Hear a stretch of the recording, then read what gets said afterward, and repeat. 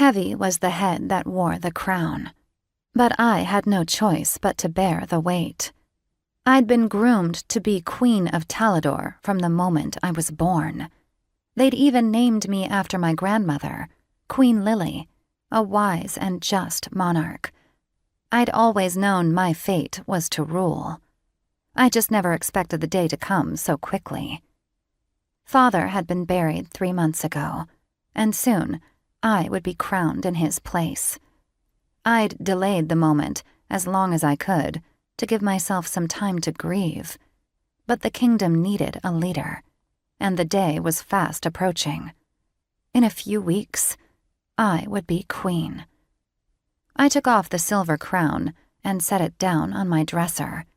My fingers trembled slightly as I pushed my dark brown hair back into the elaborate style my lady's maid had fashioned, something she seemed to think befitted the new ruler of Talador. I didn't recognize my face as it looked back at me from the mirror. It was paler than usual, almost translucent, as if I could see every thought, every feeling, every worry. The room seemed to close in, the air thick and heavy, and heat suffused me. I glanced out of the window with its thick glass panes at the frosted scene outside. Air. I needed air. I drew my thickest cloak from my wardrobe, the blue one with the ruby-red trim, and threw it over my shoulders before tying the ribbon in a bow at my neck. There was something comforting about the weight, as though it helped to hold me together before anxiety fractured me apart. My head ached, throbbing in time with every step I took toward the door.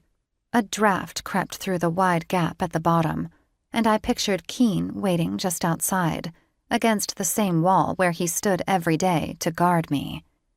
As I left my bedroom, he fell silently into step behind me.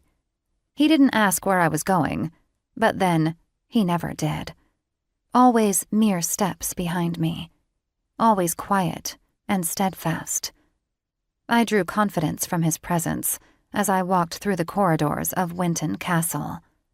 My castle. Even though I kept expecting to hear my father's voice booming through the building as he decreed something new or berated an unfortunate servant or one of my sisters. In the past, that would have been Rose, but she was gone now too. I hadn't seen any of my sisters all morning, not even Iris, who usually bounced along in a bright dress clashing with her vivid red hair. I suspected they were all keeping busy, or were still asleep. I woke early these days.